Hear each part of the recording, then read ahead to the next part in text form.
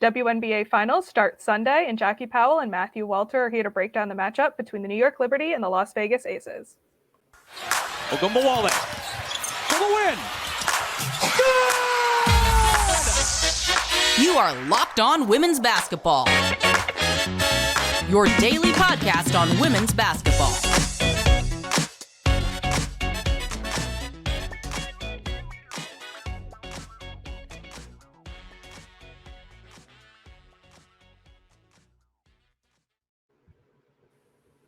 Hello and happy Friday. You are locked on to women's basketball. I'm Natalie Heavren, and I'm a features writer and the Atlantic 10 beat reporter for The Next.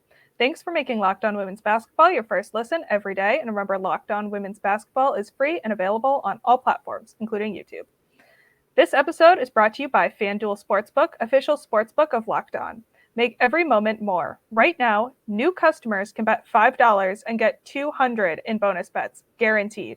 Visit FanDuel.com/lockedon to get started. If this is your first time listening to Locked On Women's Basketball, welcome. We at The Next have over 100 reported pieces every single month. We're in your ears at Locked On Women's Basketball 6 days a week. We have a beat reporter on every single WNBA team, including the new one in the Bay Area. So get that YouTube subscription up. And you can support us by subscribing to The Next, $9 a month, $72 a year, thenexthoops.com. Today, we'll be chatting all about the upcoming WNBA Finals, including the matchup between the Aces and the Liberty, what was learned in the semifinals, and our predictions. Joining me today are the Next New York Liberty reporter, Jackie Powell, and the Next Las Vegas Aces reporter, Matthew Welter. First off, thank you both for joining me. You know, you both may be biased, but is this the finals matchup you were expecting? Absolutely. I don't think anyone else wanted it any other matchup, and I don't think anyone else expected any other matchup. So we'll dive right in. Jackie, what do the Liberty need to do to secure the series? Well, before I answer that, I just wanted to say about your former question. And I find that Dallas and Connecticut were not in position to challenge either the Liberty or the Aces because of, I think, specific matchup and injury issues from both teams.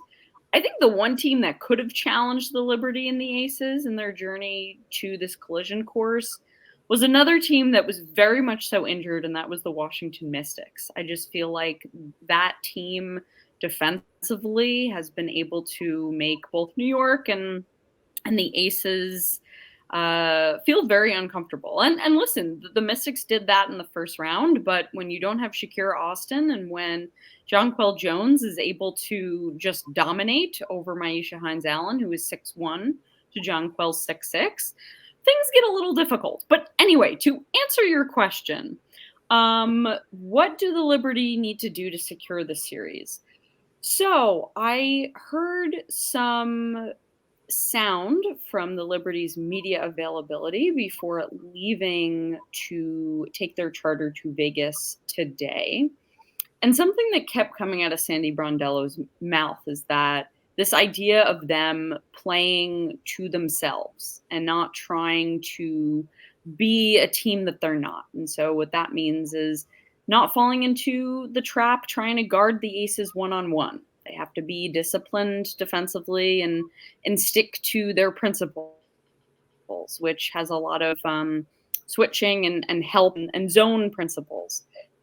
But I think they also need to establish Jonquel Jones and or Benijah Laney early. If the Liberty can establish one or both of those two, that will most likely force the Aces to guard them a little bit more honestly. And then what happens there is that opens up one of the three in Breanna Stewart, the 2023 reigning MVP, Sabrina Ionescu, or Courtney Vandersloot.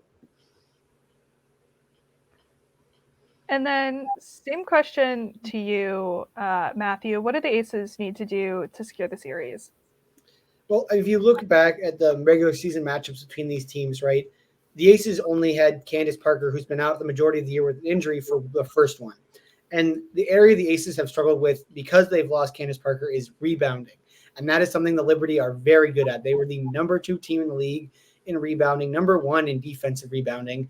So that's something the Aces, who have struggled at times dominating inside, getting rebounds, they need to work on. But the advantage for them is they just played Dallas, the number 1 rebounding team in the WNBA. So they should come in with that same mindset of, we need to attack the glass, we need to protect the paint, because Dallas was a team that really, really dominates in that area. And it was an area we saw the Aces sort of be much better at in that series, and defensively as a whole. And we've seen them step up to that plate since the playoffs have started. They become a much better team, allowing for some time to practice and get back to their defensive principles after it slipped a little bit in the month of August when they were playing a lot of games. Secondly, and it goes back to defense, they have to guard the three-point line and maybe even win the three-point line. The Liberty, the number 1 team in the league shooting threes, they made double digits in 3 of the 4 games against the Aces. They knocked down a season-high 17 in the second game between the two teams, when they won by over 30 points. And they really need to try to limit how much New York gets points from beyond the arc. And that's where those two things sort of tie together, because when you give up offensive rebounds, it usually leads to a lot of open three-point shots. So those are two things I think the Aces can focus on defensively, and they need to find some other people outside of their core 4 to get some scoring and some quality minutes from, right? They're going to get some good stuff from Alicia Clark as their reigning 6th player of the year, but can they get something out of Kirsten Bell or Kayla George or Sydney Colson to just give the starters a break and also bring something else to the table besides just playing minutes in the game? So those are the things I think: rebounding, protecting the three-point line, and then getting something else out of those that play off the bench that isn't Alicia Clark. And, you've talked about the matchups. I know technically the Commissioner's Cup doesn't count, but if you include that, the Liberty won 3 of the 5 matchups against the Aces. If you don't, it's just an even split. For both of you, what has the team learned having played the other, for all intents and purposes, 5 times already? Should I start on this one? So what's interesting to me is I think Sabrina Ionescu has become a bit of an Achilles heel for the Las Vegas Aces. And what's fascinating about that is, and Matthew, you can correct me if I'm wrong here, Becky Hammon was putting Kelsey Plum on her, which was something that shocked me, because the Aces' best perimeter defender is Jackie Young. There's no question about that. And so that was something that really confused me, because Sabrina would make KP pay over and over and over again. And so that's something I learned.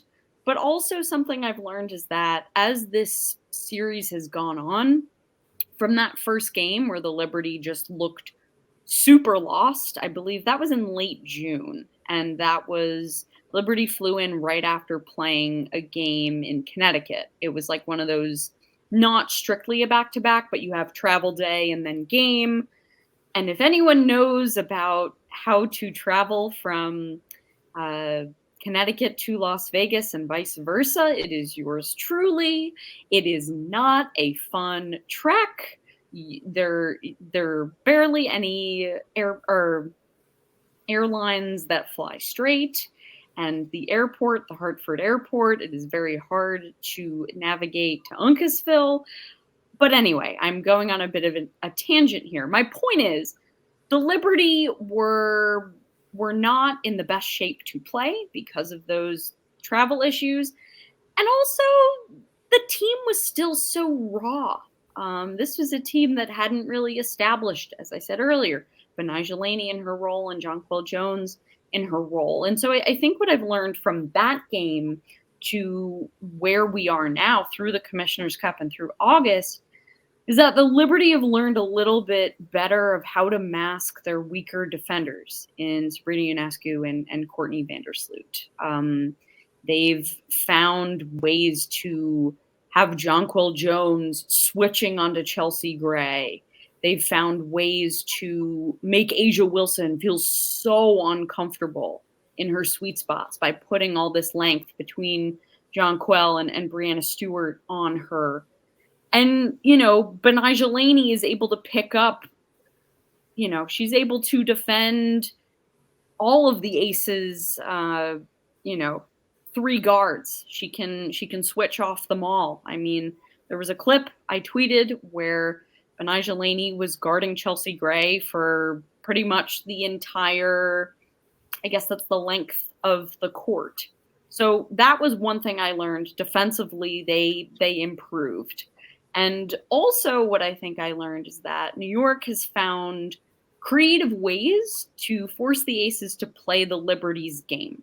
And what I mean by that is it's making the 0.5 second decisions and really forcing them to move the ball in the quarter court and make maybe quicker decisions than they'd like.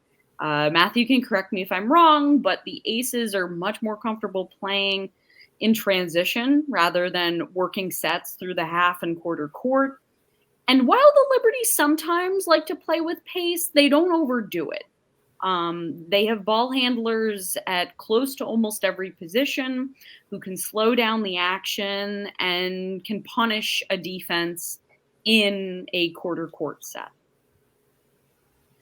Yeah, I think if you look at it for the Aces, right, what they've learned is they are going to have to win against the Liberty in different ways, right? You're just going to have to adjust to how they're going to play. I think if you look at the big blowout loss that they took, if I remember correctly, it was in around mid-July, sometime in that time, they got dominated in the paint. They got dominated on the boards. And I think just like you talked about, the Liberty came to Las Vegas the first match of the season, and it was a weird thing. Both times the Aces went to New York, they were coming at the back end of these like really long road trips for Las Vegas. So I think they've just sort of figured out how to play in these moments, in these situations where they're coming on the back end of long trips. And I also think they've learned like they're not really going to focus on they need to focus on themselves first. I think any team will tell you that, like, focus on us first and do what we need to do. And I think the Aces know, like, for them, it stays the same thing. It's defense and it's rebounding. We got to protect the paint. We got to get the rebounds. Whereas we have to play small because we don't have Candace Parker, because this is the style that we play. And we need to protect our house. We need to protect the paint. And we need to be, as Kelsey Plum likes to say, gang girl rebounding. We have to go and get the rebounds as a group. It doesn't matter who gets it. We just need to get it. And that's their best offense, right? You talk about they want to play in transition. They're the number 1 team in the league in fast break points. Because if Asia Wilson runs the floor as Becky Hammond puts it, she runs like a rat. She runs like a rabbit and she jumps like a cat. Like she's this unicorn of athleticism from the forward position. And you saw a ton of times in that Dallas series, she ran the floor and beat Tierra McCowan down the floor. She ran the floor and beat Kalani Brown down the floor. And that's something the Aces want to play that way, but it starts with getting stops and it starts with being able to secure the defensive rebound. Because in the game they lost by 30 plus, New York scored a bunch. So the Aces had to play in that half court, quarter court sets that they want to run, right? They have athleticism on athleticism from the guard position with Chelsea and Jackie and Kelsey, and then Asia who can run the floor. And they just want to play that way. They want to play fast. They want to get out and kill you in transition. They'll shoot threes in transition. They'll do all these things, but to play to that strength of theirs, they have to be good on the defensive end and grabbing rebounds. Thank you both so much. Coming up next, we'll take a step back and talk about what lessons the teams learned in the semifinals.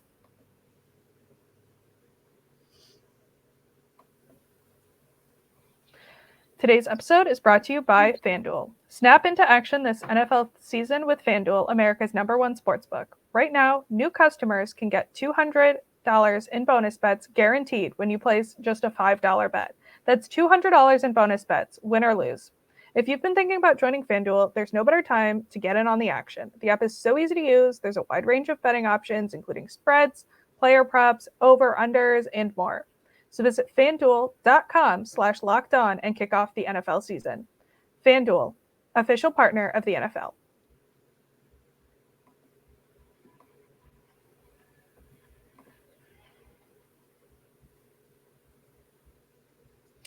Thanks for making Locked On Women's Basketball your first listen every day. You can catch me here every other Friday, and Jackie every other Friday, and every Saturday, our wonderful WNBA draft crew. Right now, they've been working on a WNBA retrospect series. That's one of my favorite things that I've heard on the podcast in a long time.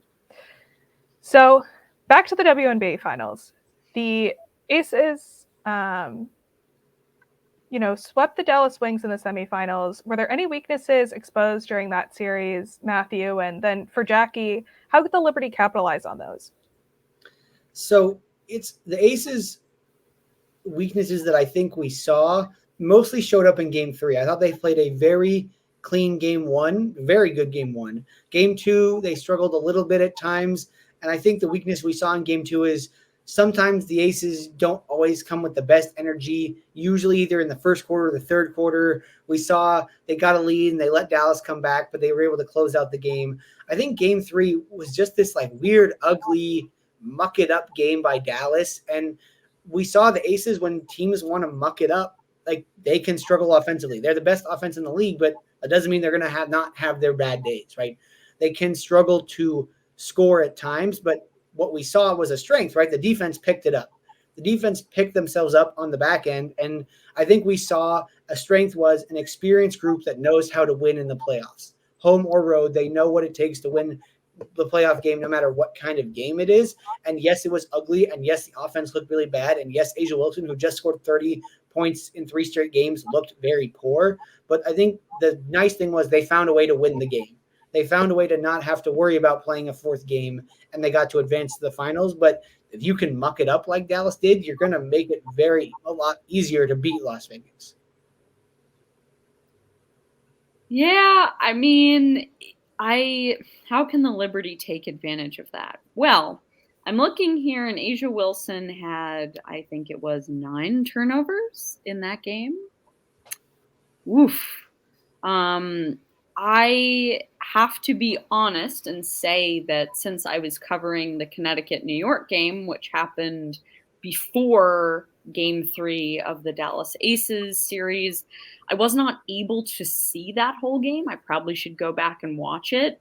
But just in my knowledge of what happened and taking a look at the numbers and hearing some analysis from folks, it sounds like the Dallas Wings adopted some of what the Liberty did to A'ja in their series earlier this year, which was collapsing on her, doubling her, making her so uncomfortable.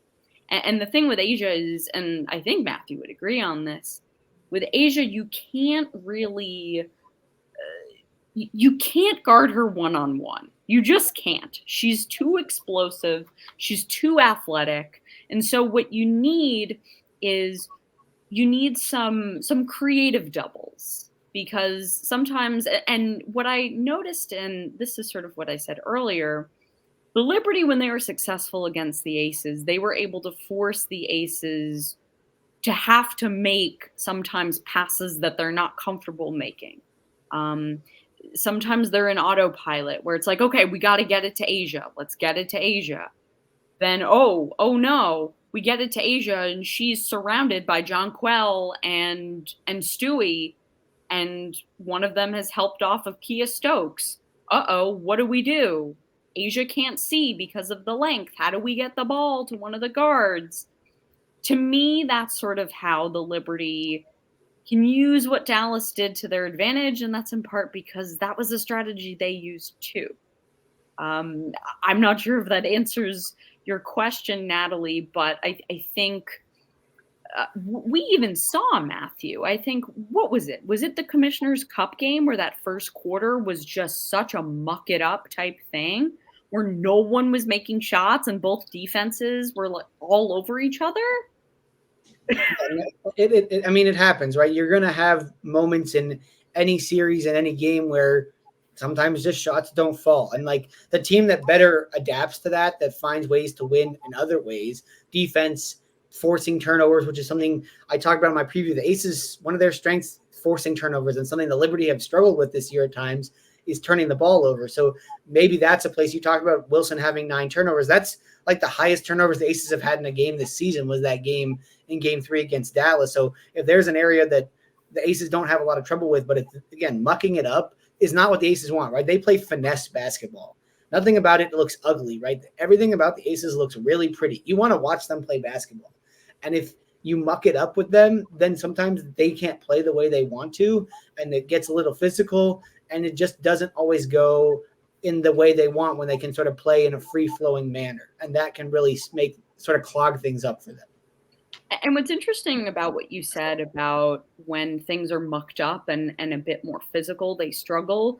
The Liberty were literally in 2 different series just now, first round against the Mystics and the second round against the Sun, where that was the identity of their opponents. Those 2 were mucking it up for New York. So they're used to this.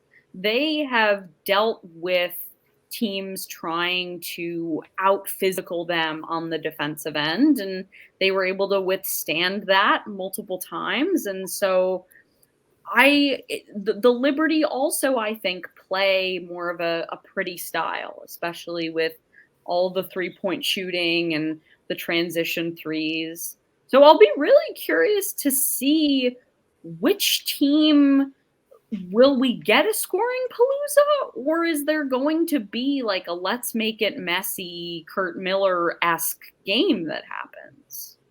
Yeah, and that's the nice thing about a series. Each game kind of takes on its own identity, right? So like the first 2 games of the Aces series against the Wings, they were nice, pretty games. The Aces scored like 90 plus points in each game. And game 3 was 64-61. Like that was like watching a mediocre college basketball game. Like that was just like a middle scoring 80, like nobody's offense looked very good. Neither team were getting a lot of consistent shots. And I will say the one change I saw Dallas make from 2 to 3 was instead of Natasha Howard sort of half guarding Asia, they said, Natasha Howard, you have this full assignment. And Natasha Howard is a former defensive player of the year, and she just made Asia's life a little more difficult. So I'm interested to see how do the Liberty, what do they do defensively? Is it full-time Stewie? Is it full-time John Quill? Are we getting sort of a half and half? How are they going to put their players defensively guarding? And are they going to do like a lot of teams do? And Becky Hammond says they see it all the time. They just don't guard Kia. And if that's the case, then Kia's got to do other things. She's got to be a screener, and she's got to make layups. And those are things that, can she do those things? Can she bring that to the floor against her former team? We'll see. So, coming up next, we'll talk about, the Liberty series against the Sun and the lessons learned from that, and what we're looking forward to and what we think will happen in the WNBA Finals.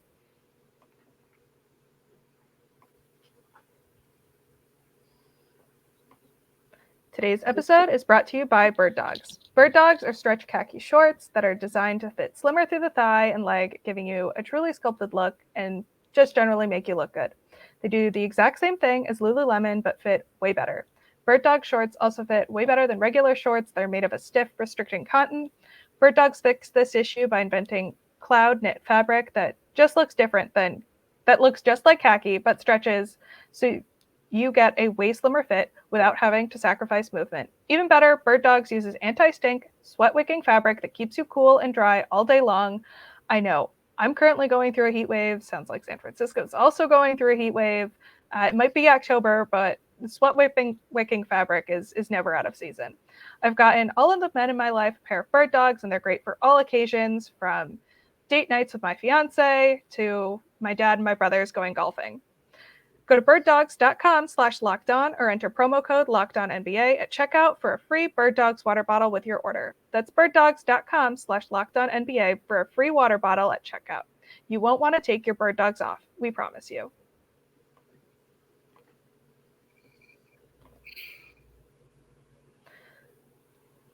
So the same question that I just asked, kind of in reverse.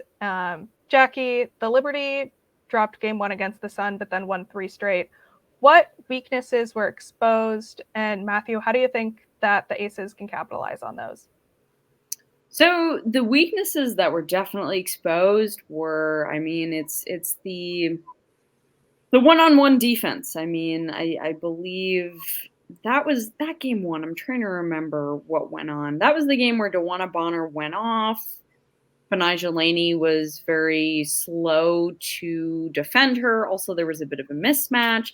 Liberty's defense was just not existent. They were not rotating well. The communication was horrible. Also, Benijah Laney went 1 for 9 from the floor. That was the only game that she did not score in double digits in this playoffs, and it's the only game that they've lost. I also think something that the Sun exposed is something similar to what Matthew was talking about when it comes to the Liberty's ability to handle and take physicality. But I just wonder, since they've been through all they've been through, and that game one very much served as a wake-up call, I don't know. Is that an issue for them to consider anymore? So it's interesting. I think the Liberty have a similar weakness there, but I do think even in a game that the Liberty did win, which was game 2, Tiffany Hayes went off. And so a common trend here is that when you have a guard slasher that just is having their night, sometimes if Sabrina Ionescu and Courtney Vandersloot are not doing their best to keep people in front, and if Jonquel Jones and Breanna Stewart are not tuned in to what's happening following a slasher coming through the first line of defense, then things get a little messy. So when the Liberty's defense is not at their best, it's really interesting, actually. I asked Stephanie Dolson this question because Stephanie White said about the Sun, she said, "We go as far as our guards can take us." And so for the Sun, that makes a ton of sense because they're two top players, and Alyssa Thomas and DeWanna Bonner, they are forwards and posts. So I asked Stephanie Dolson, I said, so how do you fill in that blank for the Liberty? And she said, it's our defense. She said, we go as far as our defense takes us. And so, yeah, sometimes that's the struggles there are because of a lack of communication or just lethargy and slowness. But when the Liberty are focused on what Sandy Brondello wants them to do, and when Betnijah Laney, Jonquel Jones, and Breanna Stewart are, I don't want to use the basketball cliche, but on a string, when those three are sort of really in tune with one another and know when to sort of, I guess, tap Ionescu and Vandersloot out and say, hey, we're switching now. When they're able to facilitate that and move really quickly, things go well for the New York Liberty. And I mean, if you look at that game one, right, the Liberty, to some extent, not 100%, but to some extent, live and die by the three, to some extent. And they were 8 of 27. And this is a team, like I said, they shot 11, average making 11 threes a game. And if you look at the box, right, it was Betnijah Laney and Breanna Stewart who both struggled to shoot the ball. So if I'm the Aces, right, and I talked about this in my preview piece, they need to limit the three-point line. They need to just – that's something that they know, like, this is what New York wants on offense, right? They have a ton of shooting. And if you look at the 4 regular season matchups, the Aces, while Breanna Stewart averaged below her average at 18 points a game, they made her a volume shooter. And it was – she took a lot of shots. I can't remember the exact number, but it was like 80-plus shots over the 4 games against the Aces and shot like 10% below her season average. It was like 35% in the 4 games against the Aces. So I think that's a big thing. They have to continue to make the shots that Stewart takes difficult, which a lot of that comes from, I think, having Alicia Clark on your team, someone who knows and has played with Breanna Stewart for a long time. But I think if I was in Jackie's shoes and I was writing my preview piece, my X factor would be Betnijah Laney, because the way that she has played the last 3 games for the Liberty has really been a huge difference maker, just incredibly big. And if I'm the Aces, that's someone just like, and not to say that Betnijah Laney is way better than Kia Stokes, but I think if you look at the rosters, right, Betnijah Laney and Kia Stokes are like the last person that everybody talks about the starters, right? Like Courtney Vandersloot is probably 4th for the Liberty, but just because people know who she is, she's been a star in the past. And I think that is somebody who the Aces can't like take for granted, right? They have to make sure that they put the right people on her. And you were talking about Kelsey Plum being guarding Sabrina Ionescu, and I think that's sort of twofold. I think, number one, she's been guarding a lot of opposing team shooters, and I think you would admit Sabrina's the best shooter from the guard's perspective that the Liberty have on the floor that starts by a mile. It's not even close. And you talked about it, and I put in my piece, Sabrina's been an Aces killer this year. She's averaging like 23. She knocked down 18 threes in the 4 games. So it'll be interesting to see, because I think size-wise, Jackie Young, just with her body, matches up better with Laney. But because the Ionescu has killed the Aces this year, will we see a switch? Well, maybe Chelsea Gray with her a little more, she's a little bigger, guard Benijah Laney and we have Kelsey Plum guarding Courtney Vandersloot, it'll be interesting to see. That's another area where if the Aces can get their defensive matchups right with the guards, because I think it's pretty obvious. Asia will guard Stewie. Kia Stokes is probably going to guard Jonquel Jones just because of size. Kia Stokes a little bigger. How do the guards match up to start the game? Because in my mindset, if you look at the two starting lineups, it's almost a wash. Like I almost think they're basically even, where like there are certain advantages at each position, but how they play and how they guard each other in different situations is really going to decide like who has the advantage among the starting fives. It's interesting you say putting Chelsea Gray and Benijah Laney, because obviously in that first game of this series, you had Sabrina Ionescu on Chelsea Gray, and that was an absolute disaster. And then you had B on Jackie Young. So to be quite honest, I see that going both ways with Chelsea Gray and Benijah Laney. And I think those two are going to wear each other out. It's going to be absolutely fascinating, because I think the thing that's said about Chelsea Gray quite often is just how much of a competitor she is. And so if you sort of juxtapose, or not even juxtapose, I think it's really that they're made of the same cloth. I mean, Benijah Laney is toughness. I mean, she is so tough in just how she operates, how she doesn't stop, how she picks up whoever she's guarding on the other side of the floor. So to see those two go at each other and potentially try to neutralize each other, that will be fascinating. I definitely agree. I do see Kelsey Plum on Courtney Vandersloot just because they're both really speedy. Like Kelsey Plum can use her speed to keep up with Sloot. And then, Jackie Young is their best perimeter defender, and she's really strong and can try to, I guess, neutralize some of Sabrina Ionescu's lower body strength. Because although you're saying that the Liberty, or rather the Aces, are going to try to guard the three-point line, the Liberty are used to that. The Sun tried the same exact thing. And so what happened was Sabrina was like, okay, all right, you guys are going to make me drive. And so I think Jackie Young is probably the person to do that when Sabrina is like, okay, I'm not shooting, but I'm going to try to get something out of penetration. Yeah, and I think people don't realize, like, Jackie Young is surprisingly strong. Like, you look at her kind of from the outside, you're like, oh, she's a little wiry. No, she's strong. And I might be wrong on this, but I'm 99% sure these two matched up in college when Sabrina played at Oregon and Jackie played at Notre Dame. I don't know if they guard each other, but I think this is wouldn't be surprising to me if this is something that's been happening now for a long time. And I just think it's the logical one that makes the most sense. And I think Becky Hammon realizes this is what we need to do. And we saw them throw some different defenses throughout the season. If Sabrina starts to get going, I wouldn't be stunned if the Aces randomly threw a box and one for a couple of possessions, just because Sabrina has the ability and has done this to the Aces where she hits one and then she knocks down 2 or 3 in the next couple of minutes and goes on a little hot streak. And that can just kill you with the way that she shoots the ball. And so I'm wondering if maybe she hits 1 or 2 in a couple of minutes and the Aces are like, okay, we need to just full deny her the basketball and play a random box and one for 3 possessions just to cool her off. Not for the whole game, not for a whole quarter, just to throw something different at her so that she's not getting as good of looks. But as you know, and I can tell you, she gets a lot of her looks just like Jackie in transition. And that is something that I think the Aces, just like they talk about, their offense starts from their defense will start from their offense, because they don't need to let New York get on transition and Sabrina get out and hit those 30-plus foot bombs on them.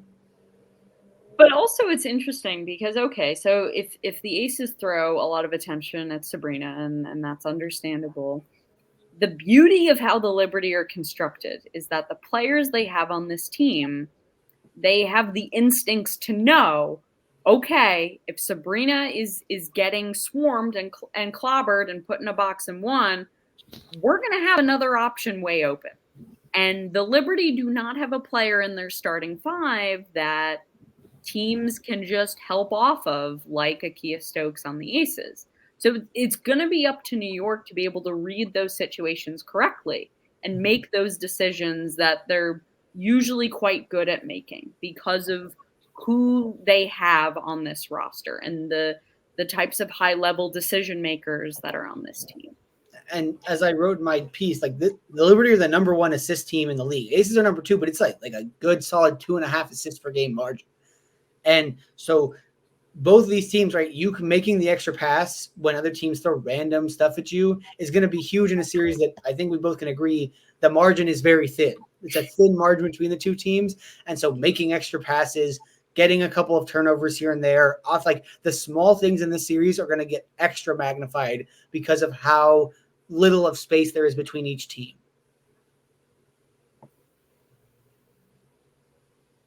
Couldn't agree more. Oh, just, what we were talking about, before we started recording, we talked a lot about rest. Both teams had at least a week between games. Do you think that extra rest will be beneficial or have a negative impact? I wouldn't be surprised if we get like a mucky first quarter of game 1, but I think it'll be good for both teams. These are two teams that, they've played, 40 plus 6 for the Liberty, 5 for the Aces. The Aces have a short bench. The Liberty, as you talked about, haven't played their bench a ton in the postseason. So more rest is better for both these teams, but I wouldn't be surprised if we get like a really ugly 15-12 first quarter because nobody's played in a week. Yeah, I agree with that for sure. I think sometimes when you have too much rest, you sort of get out of that rhythm. It's interesting to think about the happy medium. Obviously, you don't want to have 5 games in 8 days or whatever. Those stretches are very common in the W, and they suck and they wear teams down. But at the same time, having 7 to 8 days off, I don't think that's ideal either. So I definitely think there's going to be rust, but it was interesting before we clicked record, Matthew was discussing how he thinks the gaps between the individual games themselves really favor the Aces. And I think that's a really interesting idea because in the Liberty's case, they have constructed what our own Howard Megdal has coined the Noah's Ark of rosters. You sort of have 2 of everything. And so when that happens, the Liberty are able to reliably trust their bench. And as you said, Matthew, in this playoffs, we've seen less of Maureen Johannes, Kayla Thornton, and Stephanie Dolson. And so with all that rest in between, I just wonder, is Sandy Brondello just going to stick to their 5? Because I think where the Liberty do have this advantage against the Aces is when New York is able to throw those different looks and is able to throw different energy onto the floor. The fact that Kayla Thornton was able to come off the bench and hit a couple of really pivotal threes in the Commissioner's Cup. The fact that Maureen Johannes, who Becky Hammond likes to refer to as the little silent assassin that comes in and goes bang, bang, bang, and then she leaves. The fact that those players exist, that's how the Liberty have achieved success against Las Vegas. So if Sandy Brondello gets into a situation where she's playing Courtney Vandersloot, Sabrina Ionescu, and Jonquel Jones for close to between 37 and 40 minutes, I just don't know if that is sustainable, not because there is not enough time in between games, but because you don't want to have a stale look going against the Aces. You want to be able to change things up and make them think. Yeah, and I will say the thing that I think everyone talks about the Aces' lack of depth, I think all the Aces starters minus Chelsea Gray are under 30. Like Jackie Young, Kelsey Plum, and Asia are like I'm 26. They're like all my age. So they're in their prime athletically. And Becky Hammond talks about they all like the gas pedal is all the way down with them. Mm-hmm. It's not like they're always speeding up. So I think for them, like rest is good because they're going to come in and play 100% all the time, right? They want to go, transition, play aggressively. We're going to try to just use our talents and just that's how they want to play. And I think having this time off is going to help them in between games. I don't know. Again, Becky Hammond always talks about after having like a week off, they're always like, oh, I'm worried about we're going to come out and be rusty in the first quarter. And it happened in like game 1 against Dallas. They were rusty, but it wasn't because they couldn't make shots. They were turning the ball over a bunch. They're kind of over dribbling. So we'll see how that sort of affects game 1. But I think the Aces will at least be able to go really hard between games, go hard, and then have sort of a breather between games, right? Because there's 2 days between game 1 and game 2. Then I think 3 games between game 2 and game 3. So we'll see. I think, again, we talked about this whole series. It's a razor thin margin, and every little thing that you can do to your advantage is going to help. And so going off of that, what are you both most looking forward to seeing in the finals? For me, I'm just excited for chaos and hopefully a game 5, because I don't want less than 5 games of this. Like ideally 7, 9, 101. I'm excited to watch this. Oh, 100%. I think for me, and this goes back to a conversation I had with the great Michelle Smith in a previous episode of this podcast. She and I discussed the history of WNBA rivalries and how we think Las Vegas and New York can get from being a budding rivalry to actually, yes, here we are. This is the rivalry of the WNBA. And so something we discussed about the Aces New York matchups of the past year was this fact that these games were all won pretty decisively. It was like different ass kickings between these both teams. There was not a back and forth, close 5-point margin game. I think, Matthew, you said this before we started recording. In all of these games, the last 2 minutes have not mattered. And so what I want to see is that game where everyone is biting their nails in the fourth quarter with 2 minutes left and people don't know how this thing is going to end. That's what I want to see. I want to see a potential buzzer beater. I want to see a potential overtime. The Liberty are very good in overtime, by the way. So that's what I want to see. This is an Aces pun, but I want to see the stakes raised a little bit when it comes to those clutch and high pressure situations. That's what I'm most excited for. Yeah, I would piggyback off that and agree. I think to sort of add to that point, like I want to see a last 2 minutes where we trade shots. Like, we always talk about like, how do we define situations? How do we define rivalries? It's like, if we can get a game where like Asia and Stewie are battling, or, one player from each team are just like trading baskets down the stretch. I think that's like one of those narratives that we all just truly enjoy. So that would be fun. I do also want to say, like, let's see who can win on the road, right? The Liberty won in the Commissioner's Cup game at the Aces. But again, that one by statistics numbers doesn't count. So if you truly just look at the regular season matchups, everybody won at home. So what is it going to take for somebody to go win a road game in this series?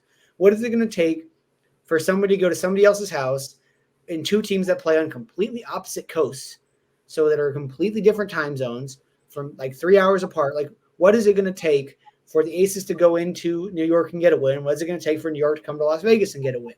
Because I think the old saying is no series truly starts till somebody wins on the road.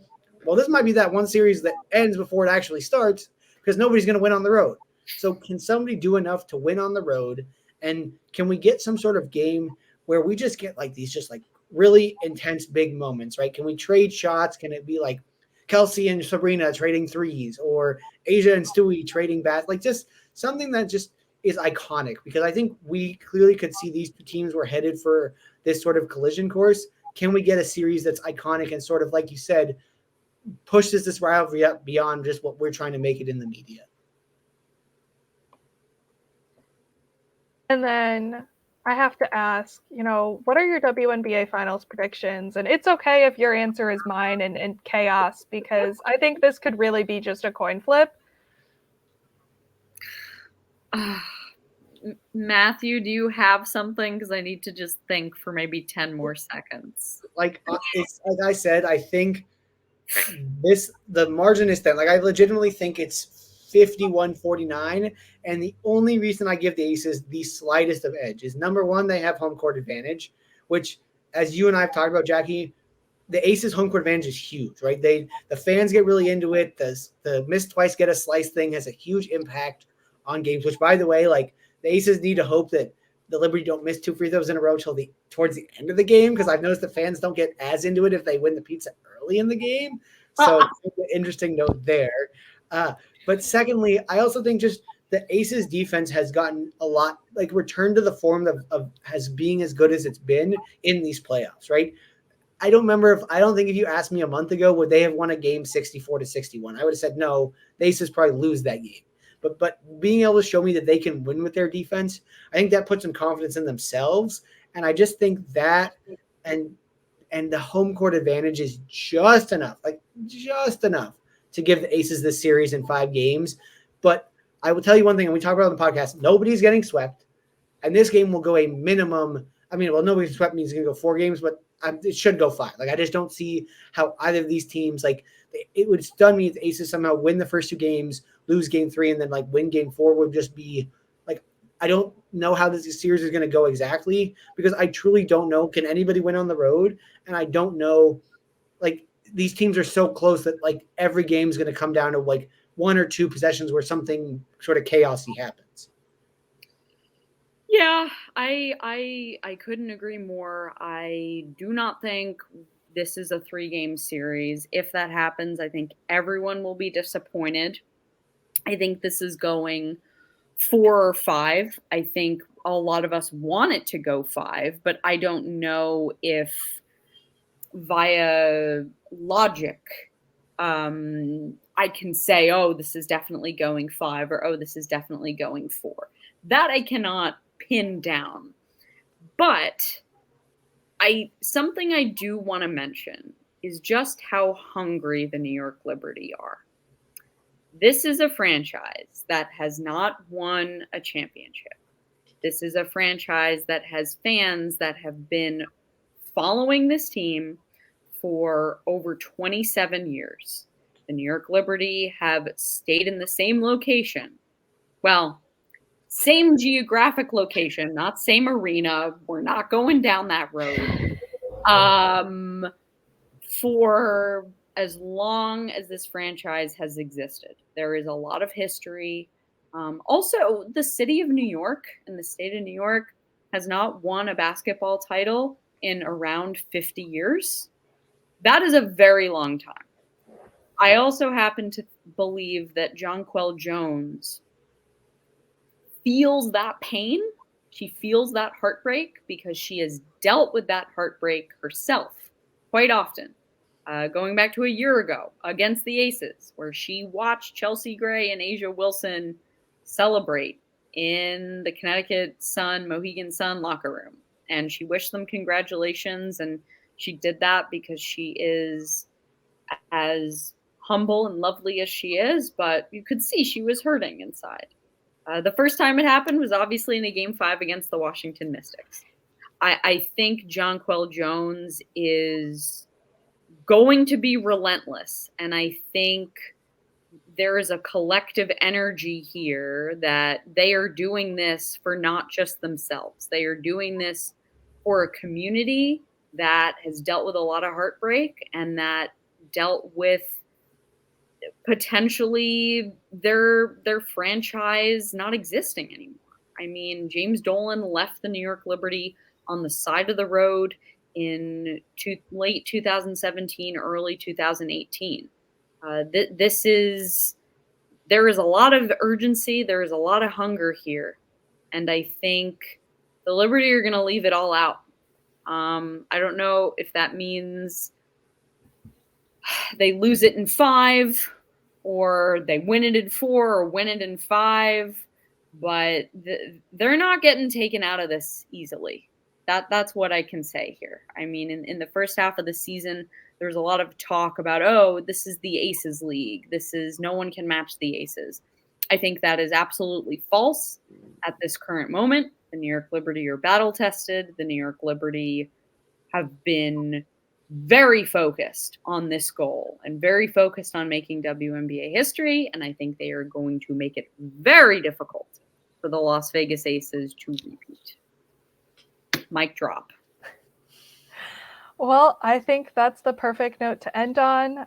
Thank you both for joining me today. Where can the people find you and your work? Because they will need to be reading your work for at least another week or so. Well, both my work is on the next, as is Jackie's. You can find me on X, formerly known as Twitter, formerly going to be known as something else anytime soon, at Matthew Walter 96.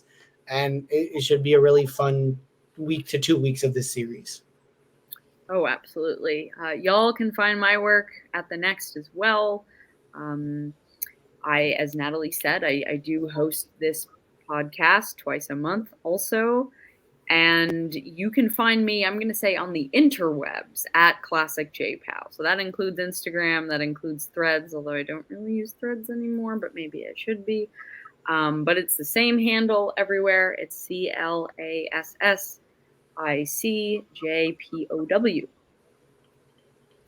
Thanks for making Locked On Women's Basketball your first listen every day. Everydayers, as you know, I'm here for you every other Friday. Jackie's here for you the other couple Fridays. And every Saturday, make sure to tune into Hunter, and Lincoln. They've lately been working on a great retrospective series looking at old game film, news reports, stats, and more to determine the best WNBA prospect. And tomorrow, they'll be talking about the 2013 draft class, including Brittany Griner, Skylar Diggins-Smith, and Elena Delle Donne. 3 to see. Fun.